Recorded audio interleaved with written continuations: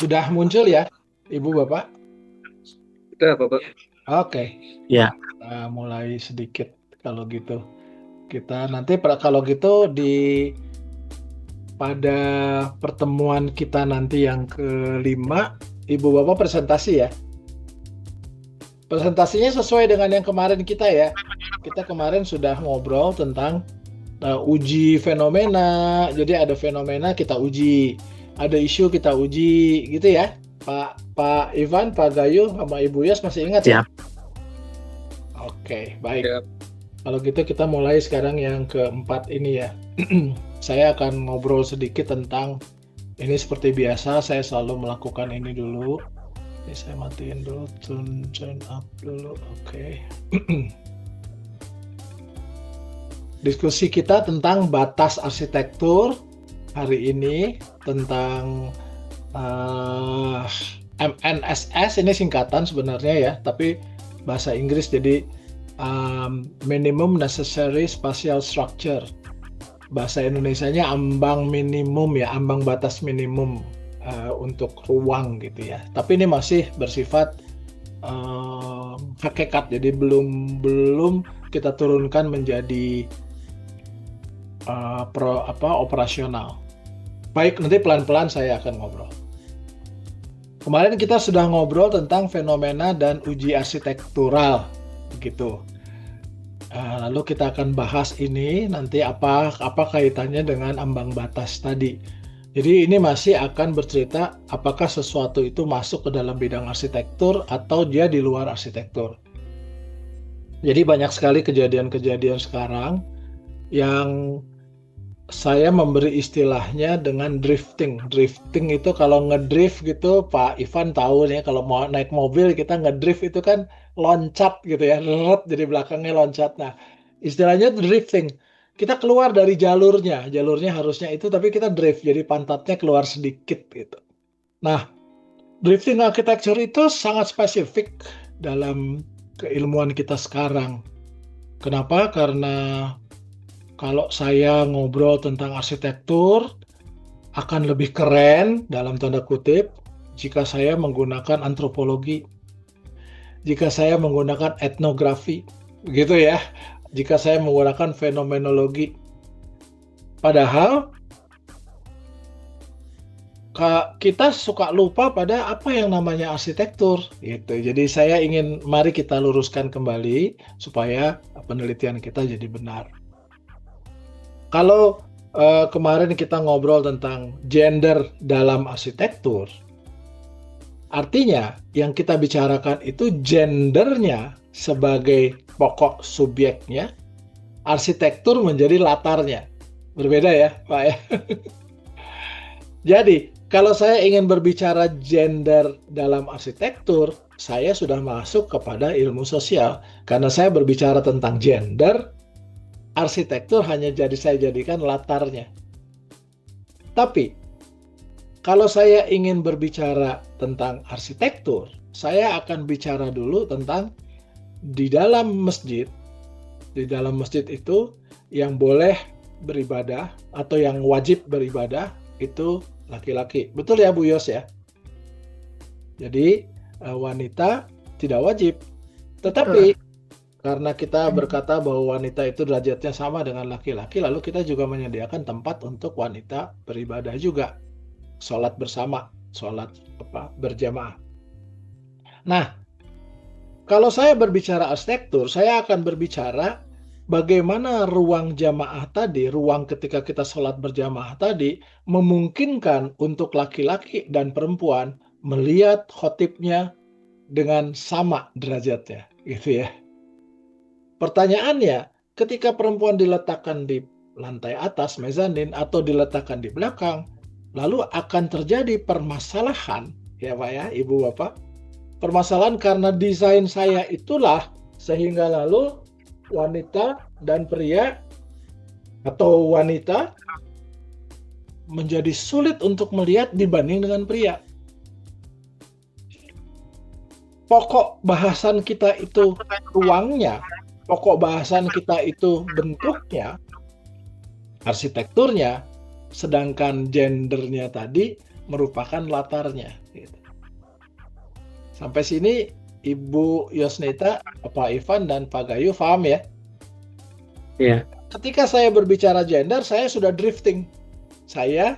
Pantat saya belok sedikit, gitu. Kalau mobil, saya sudah masuk ke ilmu sosial. Tapi ketika saya berbicara, ini ada masjid, zonasinya seperti ini, lalu zonasi itu mengakibatkan wanita jadi tidak punya kesetaraan dengan pria.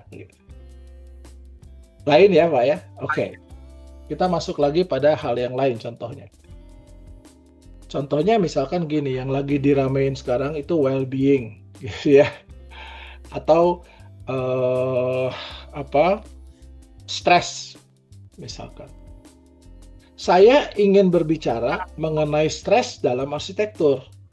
Perhatikan sekali lagi, stres itu menjadi intinya, arsitektur menjadi latarnya. Tetapi kalau Pak Gayu bilang, saya ingin membuat sebuah ruangan yang betul-betul desainnya seperti ini dan seperti itu, karena desain ini, akibatnya Ibu Yosnita yang masuk dalam ruangan itu akan sumringah terus. Ibu Yosnita, sumringahnya merupakan akibat dari desainnya Pak Gayu. Tapi kalau saya cari Ibu Yosnita masuk dalam ruangan ini, saya mau ukur ibu sekarang stres atau tidak. Berarti saya pindah ke ilmu psikologi. Psikologi, ya. Paham ya Ibu ya? Iya. Pindah pada ilmu psikologi, arsitektur cuma jadi latar belakang. Saya ingin tahu Ibu stres apa enggak intinya. Kebetulan Ibu sedang berada dalam ruangan ini, jadi arsitektur kebetulannya. Gitu. Paham ya Pak Ivan, Pak ini? Supaya kita jangan salah nantinya. Karena begitu kita salah, kita tergelincir. Dan arsitektur itu karena dia ngerasa bahwa alah kok saya cuma ruang doang, cuma pelingkup doang, ya kan enteng itu. Kalau saya tambah-tambahin sedikit dengan ilmu filosofi, saya tambahin sedikit dengan budaya, saya tambahin sedikit dengan antropologi, etnografi, saya lah jadi lebih keren. Kita keliru sebenarnya, kita sudah mulai pindah. Contoh sederhana ketika kita mendesain. Pak Gayu ingin mendesain sebuah bangunan vernakular, tapi Pak Gayu bilang, saya ingin mendesain vernakular dengan green. Gitu ya Pak Gayu ya, temanya green. Oke, Pak Gayu bikin. Lalu ketika sudah jadi, saya tanya pada Pak Gayu, kalau kata green itu saya hapuskan, apakah desain Bapak berubah atau tidak? Kalau ternyata desain Bapak tidak berubah, berarti green-nya itu cuma sesuatu yang saya tempelkan untuk gaya. Kalau saya mendesain dengan saya ingin biofilik, ya apa ya? Biofilik kan keluarnya bukan dari arsitektur ya. Biofilik itu dari ilmu ekologi. Lalu saya tanya pada Pak Ivan, desain Anda ini kalau biofiliknya saya hapus, desain Anda berubah atau tidak? Oh tidak. Jadi berarti Pak Ivan menggunakan kata biofilik, tapi ketika mendesain Pak Ivan betul-betul menggunakan orientasi, hierarki, dan lain sebagainya. Jadi nggak ada hubungannya. Itulah drifting dalam arsitektur sekarang, Pak. Kenapa? Karena biofilik, well-being, dan lain sebagainya itu kata-kata yang paling mudah dan paling kelihatannya humanum, Pak. Kelihatannya humanis sekali. Jadi seakan-akan benar, gitu. Kita ketipu seakan-akan benar, padahal kita udah lupa sama bidang kita. Seakan-akan bidang kita nomor 2 kan. Gitu ya. Sama juga dengan kota ya Bu Yosnita. Sama ya. Saya ingin bikin smart city. Itu arsitektur loh ya. Loh, ntar dulu. Yeah. Smart city itu apa? Kalau smart city itu cerita tentang di setiap titik saya bisa melihat bagaimana kondisi-kondisinya titik itu artinya ilmu komunikasi tentang digital, gitu ya Bu? Betul. Tentang komputer. Itu udah bukan arsitektur lagi, kita drifting lagi. Tapi smart city itu menarik loh, gitu ya. Nah pertanyaannya sederhana, Ibu boleh bertanya pada diri Ibu sendiri. Kalau saya hapus yang namanya smart city-nya, ada pengaruh nggak ke desain saya? Itu ya, Bu ya, sederhananya itu ya. Oke, itulah fenomena yang kita uji ya, uji arsitektural namanya. Baik. Apakah ruang itu, ini sebentar nih saya tutup dulu nih, mana nih harus ditutup, ini dia. Oh, to follow the pointers. Bentar Pak ya, ini saya pakai satu komputer lagi, takut apa? Aduh, ini mana tutupnya? Aduh, ketutup di sini. Yes, ini oke dulu. Iya. Baru saya pindah lagi ini ke atas. Yes. Oke. Apakah semua ruang itu arsitektur? Pertanyaannya. Nih gambarnya jelas nih ya, Pak Ivan, Pak Gayu, dan Ibu Yos. Itu ruang kan Bu ya? Pak Ivan ini kan ruang ya. Tapi apakah itu arsitektur? Bukan. Ini buatan alam. Sederhana kan? Jadi arsitektur itu apa? Tidak semua yang berbentuk ruang itu arsitektur. Sudah pasti tidak semua. Banyak desain terlihat keren, tetapi tidak terbaca, tidak ada orientasi, tidak bisa dihuni. Arsitektur bukan sekedar bentuk, tetapi sesuatu kemungkinan atau potensi untuk kita berhuni.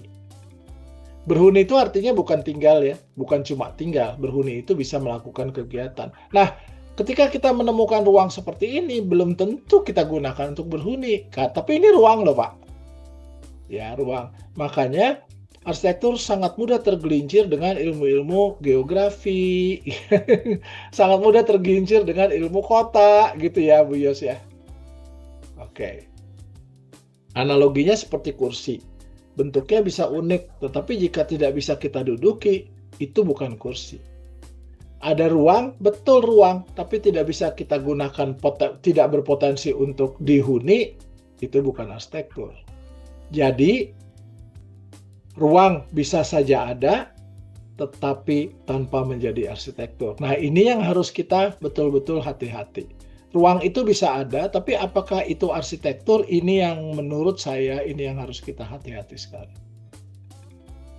Dalam kondisi sekarang, sosial media yang sangat ribut begitu, yang salah bisa jadi benar ya. Gitu kurang lebih. Nah, kita mulai dengan pertanyaan sederhana, apakah semua ruang itu arsitektur? Itu pertanyaan yang sangat sederhana, kita mulai seperti itu. Apakah semua ruang itu betul-betul arsitektur atau bukan? Hari-hari ini banyak desain terlihat menarik, bentuknya unik, konsepnya kuat sekali, tapi ketika kita masuk ke dalamnya, kita tidak tahu arah di dalamnya. Kita tidak tahu bagaimana menggunakan ruangnya. Kita tidak tahu bagaimana berhuni dwellings di dalamnya. Dan kita harus jujur sekarang. Bisa saja itu ruang, tapi itu belum tentu arsitektur. Saya bicara di dalam dulu ya, Ibu Yos, Pak Gayu, dan Pak Ivan. Nah, masalahnya kita sering kehilangan struktur berhuni. Jadi, ada ruangnya dan ada struktur untuk berhuninya. Banyak desain fokus pada bentuk, pada konsep, pada simbol. Ini sangat menarik, sangat seksi, tetapi itu belum tentu ilmu arsitektur. Simbol itu ilmu komunikasi visual. Ya, tapi kita melupakan bagaimana ruang digunakan. Akibatnya ruang ada tetapi tidak bisa dihuni dengan jelas. Padahal Pak Gayu, kalau disuruh membuat sesuatu, coba buatlah ruang ini, buatlah ruang tidur, buatlah ruang makan. Ruang kan Pak ya, jelas ya, ada fungsinya ya. Bukan, Pak Gayu tolong buatkan simbol. Lain lagi kalau Pak Gayu buatkan simbol, artinya kita udah masuk pada ilmu komunikasi gitu. Tapi kita merasa hebat kalau kita berbicara simbol. Padahal ilmu kita bukan simbol gitu ya Pak ya. Akibatnya boleh jadi simbol, tapi kita merancang ruang intinya. Oke. Analoginya seperti bahasa tanpa tata bahasa. Kata-katanya ada tapi tidak bisa dimengerti. Itulah yang kalau kita sebut ada ruang yang nggak bisa digunakan. Jadi yang hilang bukan ruangnya, tetapi cara berhuni di dalamnya. Saya akan masuk kepada cara berhuni. Itulah objek formal arsitektur. Bagaimana kita membuat sebuah ruang menjadi potensi untuk dihuni. Jadi masalah utama kita bukan kita kekurangan ide, tapi masalahnya kita sering kehilangan struktur. Dan masalahnya kita terlalu banyak ide, sehingga lalu kita drifting. Kita terlalu fokus pada bentuk, terlalu fokus pada konsep, terlalu cepat ingin terlihat berbeda. Ini Pak ya, ini masalah selalu arsitektur. Tapi kita lupa satu hal, bagaimana manusia berhuni di dalam ruang itu. Akibatnya ruang tetap ada tetapi tidak bisa digunakan untuk berhuni dengan jelas. Nah, itulah yang saya sebut kalau gitu di mana batasnya bisa dihuni dan di mana batasnya tidak bisa dihuni. Kalau tidak bisa dihuni artinya itu non arsitektur. Saya agak tajam di sini ya, Pak Ivan, Pak Gayo dan Ibu Yos. Oke, kita lihat yang di sebelah kiri ini jalur kan, garis gitu ya, dipakai aktivitas. Tidak semua ruang itu arsitektur, berarti ada batasnya. Ada batas yang ini kita sebut arsitektur, yang ini kita sebut bukan arsitektur. Arsitektur dimulai ketika ruang dapat dihuni secara terstruktur. Jadi kita tahu ruang itu arahnya kemana, orientasinya kemana, hierarkinya yang mana. Di bawah batas terstruktur tadi, ya berhuni struktur, ruangnya masih ada, tetapi arsitekturnya yang hilang. Jadi objek formalnya yang hilang. Objek materialnya ruang masih ada. Gitu ya, Ibu Bapak. Analoginya seperti main sepak bola. Nah, ini Pak Ivan dan Pak Gayo ini kalau Ibu Yos nggak suka ini sepak bola. Mungkin nggak ngerti juga kali Ibu Yos. Ibu suka nonton sepak bola, Bu? Enggak, kecuali Persib aja jadi bobotoh. Oh, jadi kalau gitu ini contohnya nggak apa-apa ya, Bu ya? Contohnya seperti nggak apa-apa Pak, kan harus tahu juga. Ada garis lapangan. Di dalam garis itu permainan kita sah. Begitu keluar itu out namanya, Bu. Di luar itu bukan permainan sepak bola. Nah, ada batas itu buat arsitektur juga gitu. Arsitektur bukan tanpa batas gitu. Karena arsitektur juga sebuah permainan. Arsitektur dimulai dari batas, bukan dari bentuk. Jangan salah. Apa itu batasnya? Tadi, minimum necessary spatial structure. Apa itu nanti kita ngobrol. Kalau gitu pertanyaan penting, di mana batas arsitektur itu sebenarnya? Arsitektur tidak dimulai dari bentuk, tidak dimulai dari gaya, ya Pak ya, tidak dimulai dari konsep. Arsitektur dimulai ketika ruang memungkinkan manusia untuk berhuni. Jadi, seekor burung membuat sarang, itu tanpa intensi. Dia betul-betul instinktif, jadi instinktif dia membuat sarangnya. Manusia membuat ruang untuk berhuni by purpose, dengan sengaja. Mau ruangnya jelek, mau ruangnya bagus, mau ruangnya di pinggir kali, mau ruangnya di hotel mewah, sama, ada intensinya. Gitu ya, cuma kualitasnya berbeda. Nah, batasnya itu, di bawah batas itu ruangnya masih ada, tapi arsitekturnya sudah tidak ada. Batas ini bukan estetika, tapi batas ini potensi untuk dwellings. Oleh sebab itu, Norbert Schulz, lalu kemudian Heidegger bercerita tentang dwellings ketika ngomong arsitektur. Gitulah kasarnya.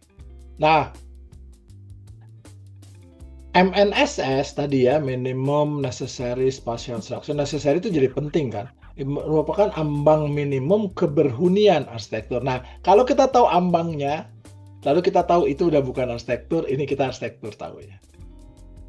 Jadi, struktur minimum berhuni ini bukan standar kualitas. Kualitasnya boleh bagus, boleh jelek. Tapi ini standar dia disebut ruang atau tidak. Standar kalau main bola ada outnya, ada batasnya. Perkara dia jago, perkara dia jadi Pele, jadi Maradona, perkara dia jadi Messi, atau bukan, itu di dalamnya. Tapi begitu dia di luar, Messi juga nggak ada gunanya. Oke ya. Jadi jika MNS tidak penuhi, itu bukan arsitektur. Kita menguji yang paling mendasar itu.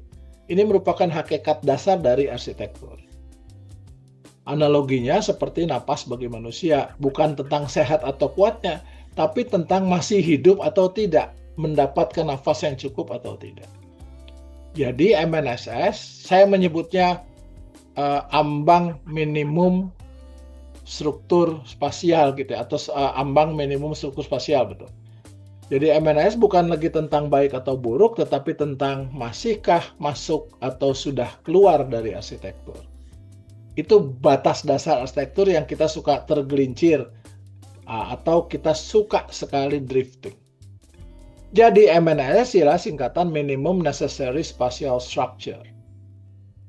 Nah, ini menarik. Struktur minimum berhuni. Ini bukan standar kenyamanan, bukan. Itu operasional kalau standar kenyamanan. Mudah, nyaman, sehat, selamat itu sama juga MNSS, tapi itu bukan hakikat. MNS ialah ambang ontologis, jadi hakikat arsitektur. Ini arsitektur atau bukan? Ini merupakan ambang minimum. Jadi kalau kita lihat ruang tadi, itu bukan arsitektur. Di atas ambang ini kita masih punya arsitektur, di bawah ambang ini arsitektur udah nggak ada, ruangnya masih ada. Jadi MNSS bukan tentang apakah itu ruang keren atau membosankan, atau boring, atau ruang yang mencerahkan, atau ruang yang menyembuhkan gitu. Tapi apakah ruang itu masih disebut arsitektur atau tidak? Itu dulu, Pak. Jadi bagaimana kita melihat objek formal, itulah MNSS sebagai indikatornya. Baik. Kita bisa melihat sebuah gambar di sini, ada panah, lalu belok kiri, ada panah, lalu belok kanan.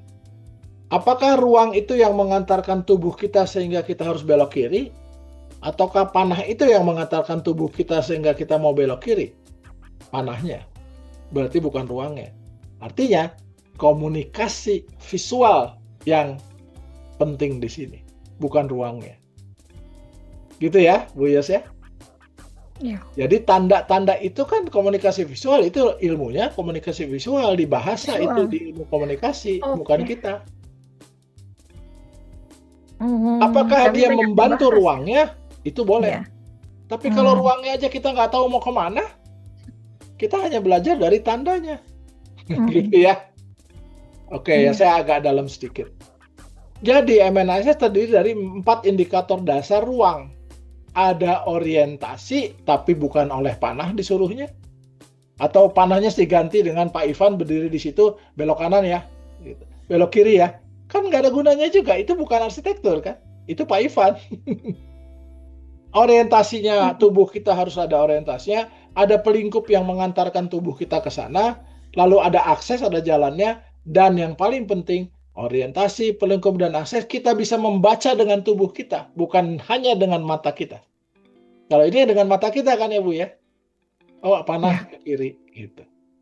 Keempatnya bukan pilihan tetapi syarat minimum yang harus ada semua sehingga lalu kita bilang itu arsitektur, walaupun jelek, walaupun tidak lengkap. Tanpa salah satu saja struktur berhuni mulai runtuh. Analoginya meja dengan kaki 4. Satu kaki hilang, mejanya masih ada, tapi sudah nggak stabil lagi di dalamnya.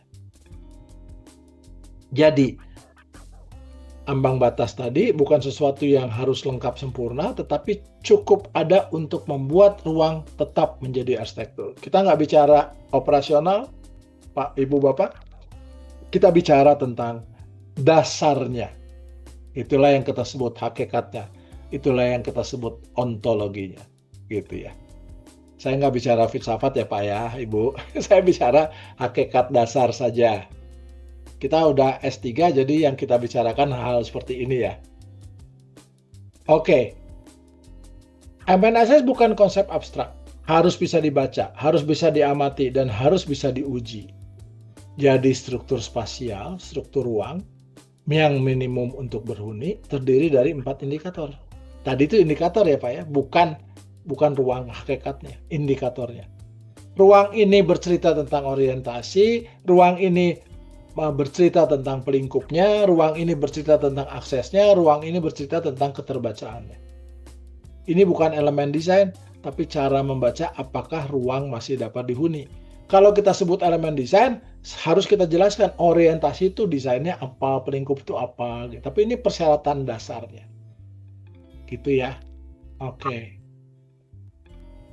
Jadi bagaimana menguji ambang batas dalam sebuah ruang? Yaitu tadi caranya, orientasi. Apakah Pak Ivan, Pak Gayu, Ibu Yos masuk dalam ruangan ini tahu posisi dan arahnya? Pertanyaan sederhananya. Oh saya nggak tahu nih, saya mau kemana, masuk labirin nih gitu ya. Apakah ruang jelas batasnya dan bisa dimasuki? Ada aksesnya. Jadi kalau Pak Gayu melihat sebuah patung di luar atau patungnya berbentuk bangunan, tapi Pak Gayu nggak tahu ini tuh maksudnya posisinya gimana ya. So kok saya nggak tahu masuknya ke dalam. Berarti kan artinya dia tidak ada ruang di dalamnya. Dan kita tidak bisa terbaca apakah ruang itu dipahami cara menggunakan yang nggak bisa juga. Patung ya tetap patung.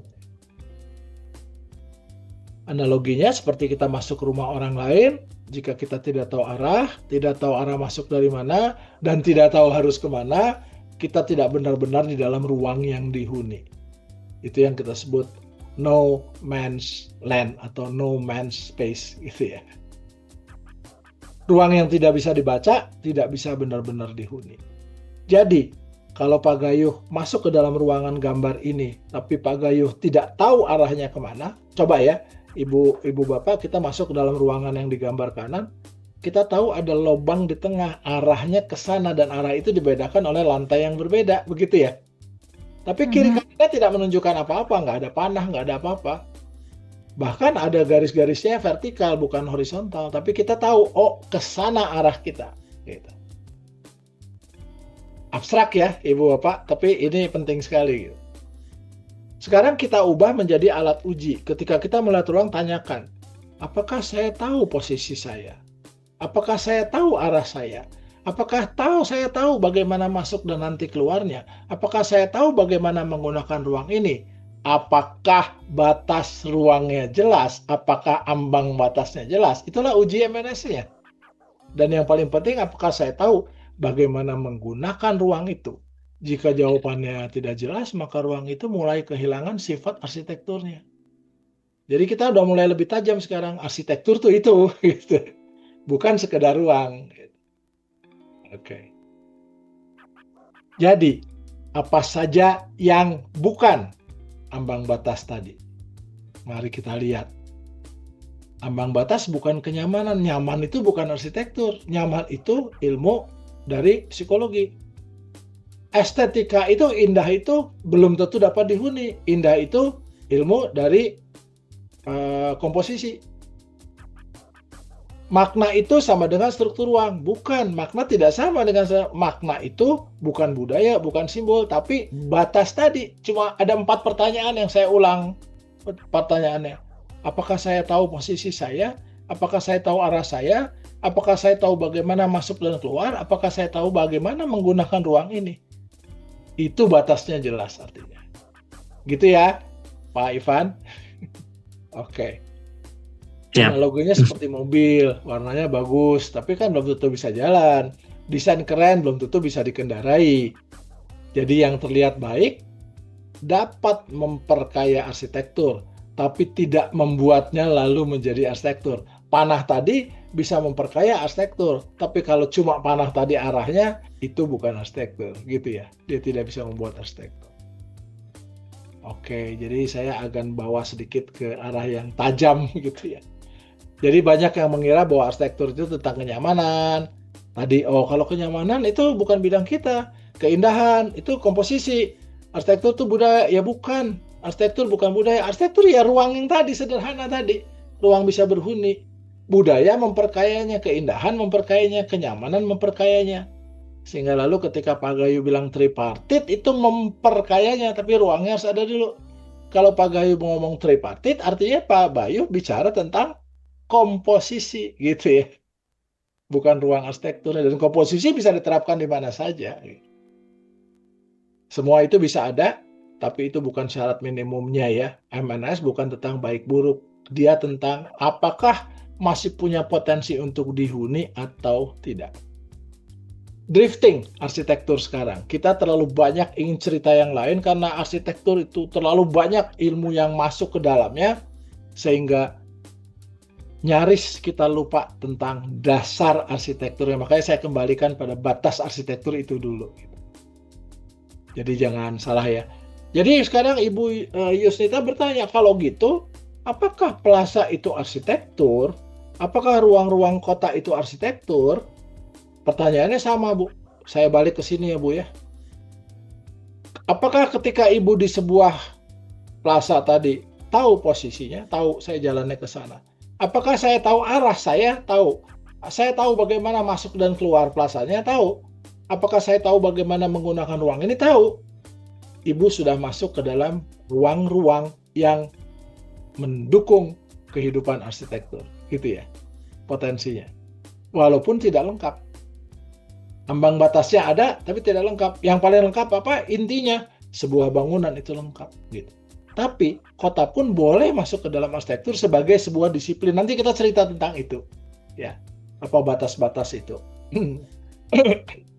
Saya menulis tentang batas itu udah lama, saya sedang masukin ke dalam jurnal. Semua arsitektur Nusantara itu tripartit. Tapi generalisasi tadi, arsitektur Nusantara itu bukan struktur ruang. Itu generalisasi terhadap komposisi. Semua arsitektur harus inklusif, tapi nilai sosial itu bukan konfigurasi ruang. Yang tadi ya, orientasi dan lain sebagainya. Semua masjid harus memisahkan gender, tapi aturan gender tidak otomatis arsitektur yang kita sebut ruang tadi. Regulasi membuat manusia menjadi tertib, betul ya Bu Yos?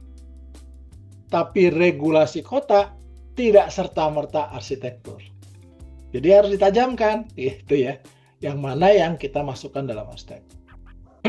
Analoginya seperti kita mengatakan semua makanan itu sehat, semua makanan sehat itu enak. Karena ini gampang kan, kedengarannya, ini bener ini. Tapi itu kan nggak selalu tepat ya, nggak selalu makanan sehat itu enak kan.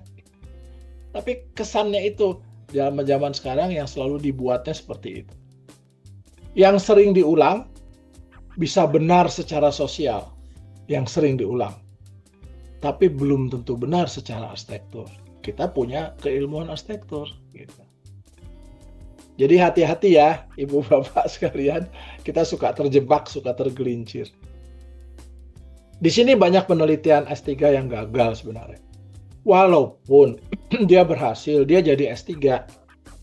Tapi sebenarnya kontribusi dia terhadap penelitian arsitekturnya rendah. Atau bahkan nggak ada. Kenapa? Karena sekolah sekarang banyak sekali. Ada yang di bawah environmental, dia cerita tentang environmental. Padahal, apa sih kalau ditanya, apa sih masalahmu? Apa sih kontribusimu terhadap desain? Nggak ada. Jadi jangan terjebak dari penelitian-penelitian S3 yang seperti itu. Itu udah bablas ya jadinya memang. Saya bilang itu banyak sekali yang terjadi seperti itu. Dan sudah S3, apalagi kalau kita ngambilnya di luar negeri. Kadang-kadang mereka nggak peduli ya tentang itu ya.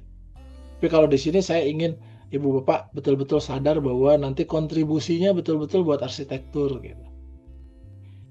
Nah, pertanyaan seperti semua arsitektur Nusantara tripartit, semua harus inklusif, itu kedengarannya benar. Tapi apakah itu arsitektur atau hanya nilai aturan atau hanya kebiasaan? Di sini kita harus hati-hati. Arsitektur tidak bisa dibangun dari slogan. Nah, slogan. Kita, arsitek, paling suka bikin slogan, apalagi kalau kita mau mendesain.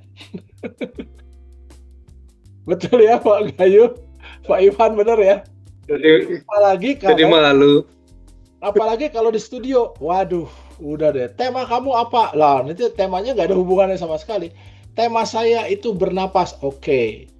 Kalau bernapasnya saya hapus, apakah desain Anda, bangunan Anda berpengaruh atau tidak? Tidak. Yang penting kita ada gaya sedikit gitu pakai tema. Itu problem kita. Dan itu harus kita selesaikan sama-sama. Kalau nggak bisa. Oke. Oh, ini sudah tadi ya. Nah, seperti apa ruang yang memenuhi MNSS? Orientasi jelas, mudah. Pelingkupnya dan aksesnya terbaca, keterbacaannya kuat. Jadi fungsi ruang langsung kita pahami. Analoginya masuk rumah sendiri, tanpa berpikir kita harus udah tahu masuk kemana, pergi kemana. Tapi itu masih adaptasi. Ruang yang baik tidak pernah membuat kita harus bertanya tentang orientasi. Sadar nggak, Ibu Yos? Ibu Yos masuk sebuah ruang. Sadar banget, Prof. Nggak sadar. Oh, ini kok saya harus tahu nih, memang saya ke sana. Ya. Kita nggak pernah nanya lagi. Tapi itu yang benar, gitu. Itu yang harus. Segala sesuatu yang kalau tidak perlu dipertanyakan itu udah benar gitu. Oke. Jadi ruang yang memenuhi MNSS biasanya terasa jelas. Kita tahu di mana kita berada, kita tahu kemana harus bergerak, kita tahu bagaimana menggunakannya. Nggak perlu dijelaskan, nggak usah mikir lagi. Struktur ruangnya sudah bekerja di titik ini. Jadi arsitektur tidak terasa, tapi justru sedang hadir sepenuhnya. Gitu ceritanya. Nah, ini ruang-ruang yang gagal. Orientasinya lemah, penggunanya bingung arahnya, aksesnya nggak jelas, keterbacaannya rendah, fungsi ruangnya kita tidak pahami. Kayak kita masuk labirin kan, kita nggak tahu mesti kemana. Oke, ruang ada, tetapi arsitekturnya hilang. Jadi, kalau kita masuk terasa ragu, kita bergerak terasa salah, di titik ini kita harus berani mengatakan, ini bukan sekedar desain yang kurang baik, tetapi ini ruangnya sudah bukan arsitektur. Gitu. Seperti kita masuk kandang yang dibuat oleh monyet misalkan, kita nggak tahu itu, karena nggak ada kesadaran. Nah, batas minimum arsitektur tadi sudah kita obrolkan. MNS struktur minimum berhuni, ambang batas ontologis ya, jadi bukan kualitas, bukan estetika, bukan performa, 4 indikatornya. Orientasi, pelingkup, akses, keterbacaan. Cek dulu itunya ya. Yang kita desain kan ini ya Ibu ya, Ibu Bapak, yang kita desain ini kan. Bukan yang kita desain gendernya. Gendernya itu memperkayanya ya, sesudahnya. Tapi ini yang kita desain. Uji cepatnya tanyakan, saya tahu di mana saya, apakah saya tahu kemana bergerak, apakah saya tahu bagaimana masuk keluar, apa saya tahu bagaimana menggunakan ruang. Mari kita tes. Apakah sipil bertanya seperti ini? Enggak. Dia hanya bertanya kekuatan. Oke. Apakah psikologi tahu bertanya seperti ini? Enggak. Dia hanya bertanya terhadap apa pengaruhnya terhadap manusianya. Apakah ekologi berbicara seperti ini? Tidak. Dia hanya berbicara tentang bagaimana supaya tumbuhan, bagaimana supaya alam itu tetap hadir. Jadi ini pertanyaan yang khusus untuk arsitektur. Pertanyaannya sekarang, apakah interior designer akan bertanya seperti ini? Iya. Karena interior merupakan salah satu bagian dari arsitektur. Ini yang menarik. Jadi, ketika Pak Gayo membuat sebuah bangunan, apakah saya tahu di mana, apakah saya tahu bergerak kemana, apakah saya tahu bagaimana aksesnya, apakah saya tahu bagaimana menggunakannya? Tetapi ketika bangunan itu publik, Pak Gayo punya tanggung jawab sosial keluar ke tampaknya, supaya orang luar tahu juga tentang pertanyaan ini. Gitu. Jadi orang dari luar bisa menebak tentang ininya. Gitu. Tapi sekarang kan lain. Udah kamu bikin dalamnya sendiri, luarnya lain lagi. Jadi luar sama dalam itu nggak ada kaitannya. Lalu terjadilah ketegangan di sana. Sehingga dari luar kita cuma isi warna, cat-cat, dan tulisan-tulisan, rumah kotak, lalu kita tulis di sananya, ini toko mainan gitu ya. Jadi toko mainan yang berbicara bukan ruangnya. Gitu. Harusnya dia minimumnya. Jadi, apakah saya tahu di mana saya berada? Oh, saya berada sekarang saya dari luar, Pak ya. Saya melihat sebuah bangunan dari luar. Saya tahu di mana saya berada di luar. Apakah saya tahu harus bergerak kemana masuknya, aksesnya?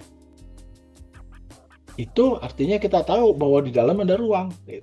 Jadi, yang paling bagus, struktur spasial atau struktur ruang yang di dalam, itu Pak ya, struktur ruang di dalam, itu harusnya struktur ruang yang di dalam itu bisa terekspresikan keluar. Gitu. Itu yang paling benar.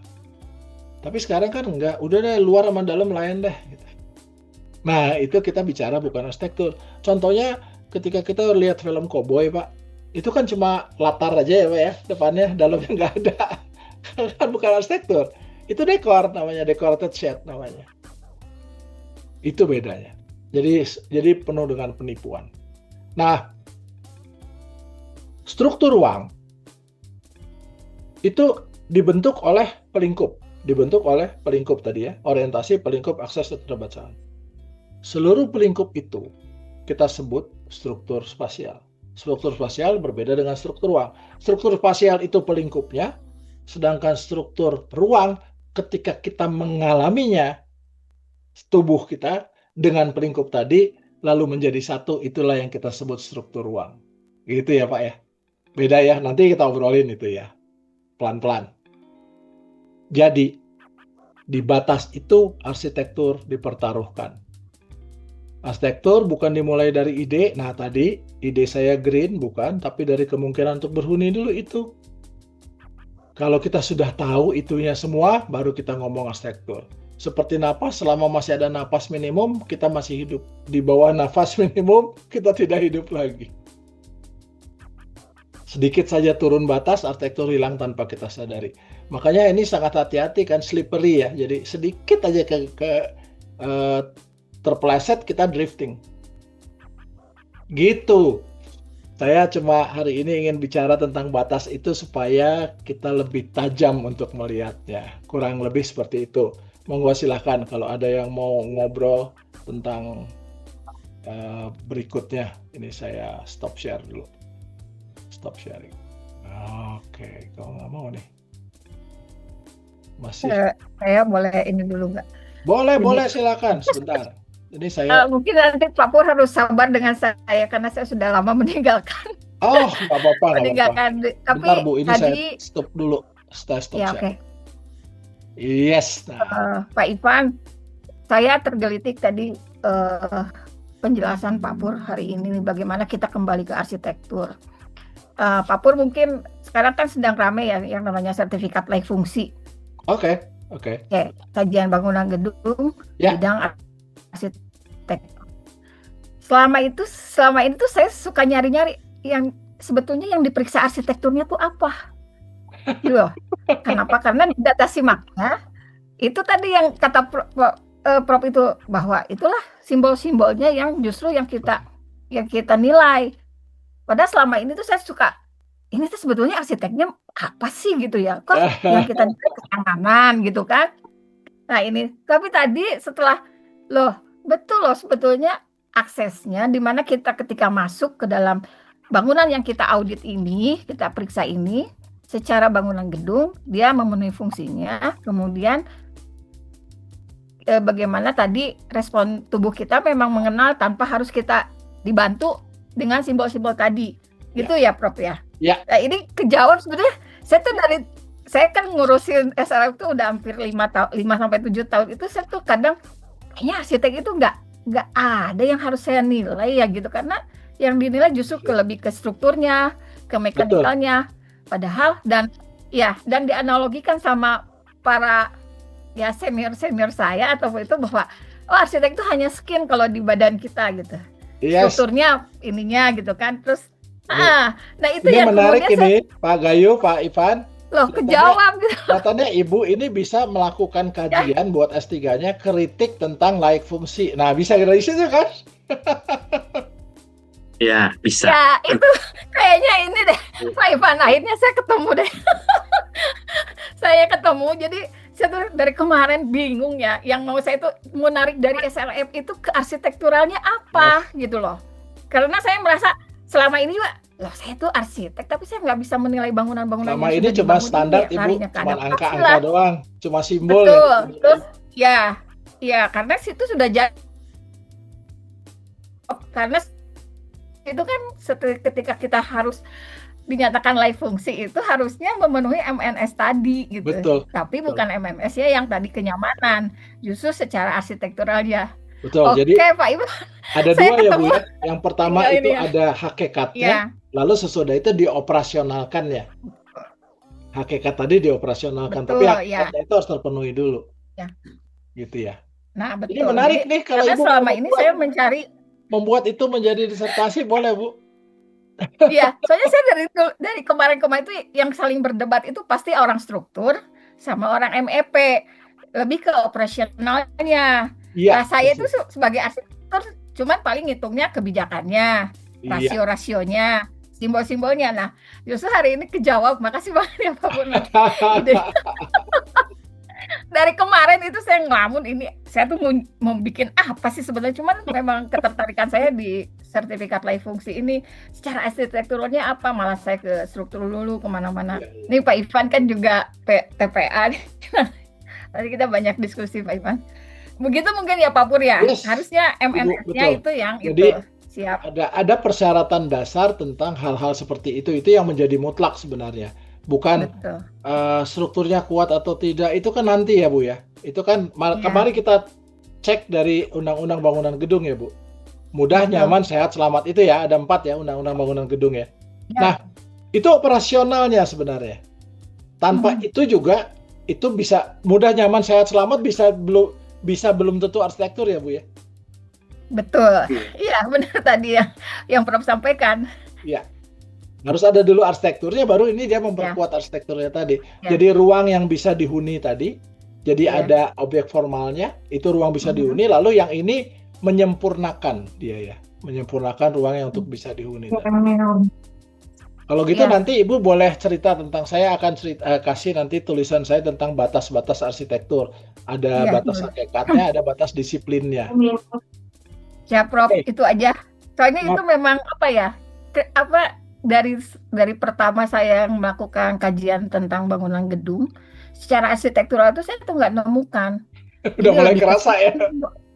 Gitu. Ya, jadi ke simbol ini bangunan, saya berdiri di sini aja saya bingung mau masuk kemana. Akhirnya dibantu oleh simbol-simbol itu, ya Iya. kan? Tidak dengan kita mau ke misalkan mau ke mana pelayanan, misalkan Iya. BPJS lah, kantor BPJS misalkan ya.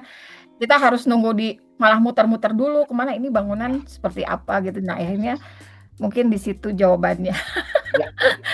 Ya, gitu ya Betul, Pak Pur, betul, nggak apa-apa. betul. Jadi Jadi mungkin ini harus harus sabar lebih dulu ya Pak mendasar, Pur, ini saya juga sehingga hati-hati. Ibu nanti bisa mempertanyakan hal-hal yang sangat mendasar dari tadi Bu ya. Kalau kita mau ngomong laik fungsi, ya betul-betul laik fungsi tadi, bukan laik fungsi secara secara administratif jadinya ya Bu ya.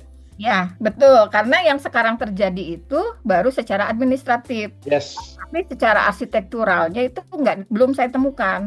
Ya. Dari SIMAK, dari apapun belum ada, Prof. Kecuali kalau struktur ya, mungkin karena saya sering berdebat sama orang-orang struktur, yang ngikutin mereka ya. Oh, mereka Tapi memang. saya mau ngajak sedikit kita ngobrol ya, Pak Ivan, Pak Ya. Gayu.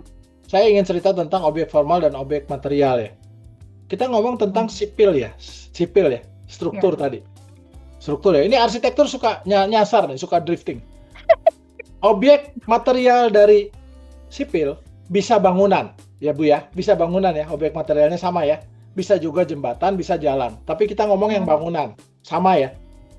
Tapi waktu dia melihat bangunan, orang sipil melihat bangunan, nih Pak Gayu, orang sipil melihat bangunan tuh apanya yang dia lihat sebenarnya? Kekuatannya Pak ya. Kekuatannya. Dia nggak peduli kan tiangnya mau letaknya di mana, dia nggak peduli ruangnya apa, tapi kalau dia nggak kuat itu salah saya. Objek formalnya itu Pak. Arsitektur, kita nggak lihat itu. Kita lihatnya apanya? Yang tadi Bu ya, 4 tadi kan. Ruangnya yang kita lihat. Jadi, kalau kita bercerita tentang arsitektur, lalu Bapak menghitung kekuatan, harusnya Pak Gayu pindah ke sipil. Dan itu banyak loh Pak, di arsitektur yang cerita tentang itu. Yang ada yang cerita betul-betul tentang misalkan dinding, itu building science. Ada yang cerita atap, itu struktur. Ada yang bercerita tentang kolom-kolom kekuatan, itu struktur. Itu artinya sipil. Kita nggak belajar kekuatannya, kita kan nggak diajarin, kita hanya diajarin logikanya. Tapi penghitungannya bukan kita. Tapi sipil sama sekali nggak tahu tentang ruangnya. Dan dia nggak peduli juga tentang ruangnya karena bukan bidang dia. Gitu ya, Pak ya. Oke, itu objek formal sipil. Sekarang saya ingin bertanya pada Ibu Yos nih. Ibu Yos, kalau kita bercerita tentang objek formalnya dari, katakanlah trotoar, Bu ya. Ada rumah di sebelah kiri ada rumah, ada trotoar, lalu ada jalan, ya Bu ya. Trotoar. Iya. Objek materialnya trotoar ya Bu ya, betul ya. Objek materialnya ada trotoar. Objek formalnya trotoar itu sebenarnya apa sih Bu? Tujuannya trotoar apa yang mau kita lihat dari ketika membuat trotoar? Sarana pejalan kaki. Transportasi. Iya. Betul ya Bu ya? Betul. Transportasi kan? Iya. Lalu kenapa trotoar suka masuk jadi arsitektur? Pertanyaan. Kalau Ibu melihat trotoar sebagai kekuatan trotoar dan lain sebagainya, Ibu masuk kepada MEP bisa ya Bu ya, selokannya gimana dan lainnya gimana ya, atau sipil, gimana kekuatan trotoar, mau dicor kek, mau di apa.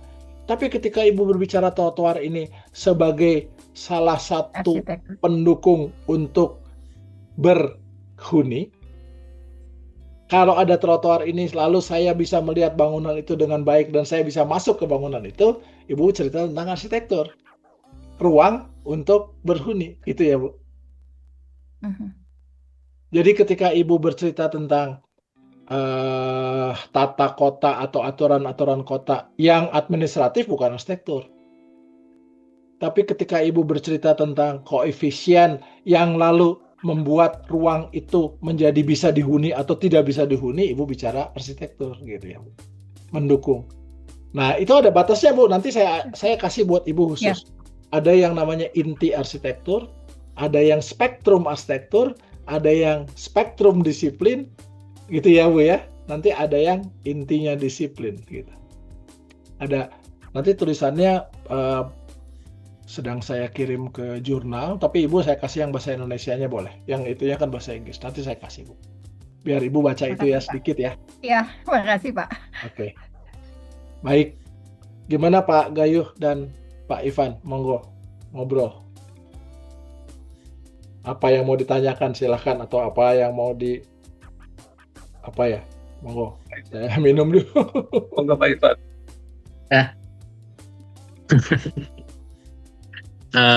Pak Pur, punten, kita ini diskusinya masih ini panjang.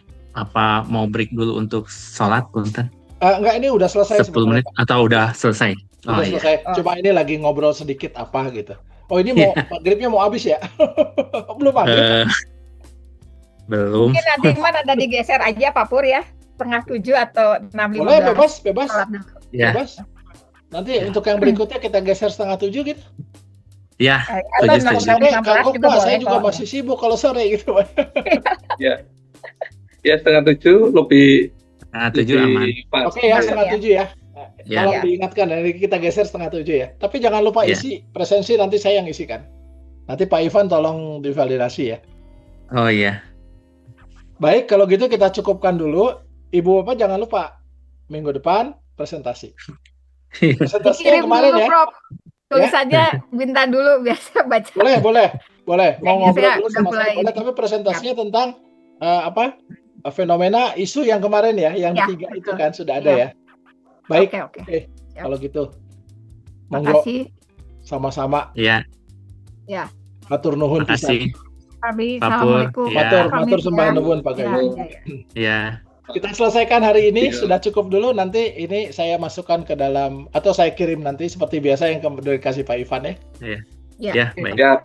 Siap. Baik, Atur nuhun. terima kasih ya Ibu Bapak sekalian sudah Ya. hadir. Kita sudahi dulu hari ini. Baik, terima kasih.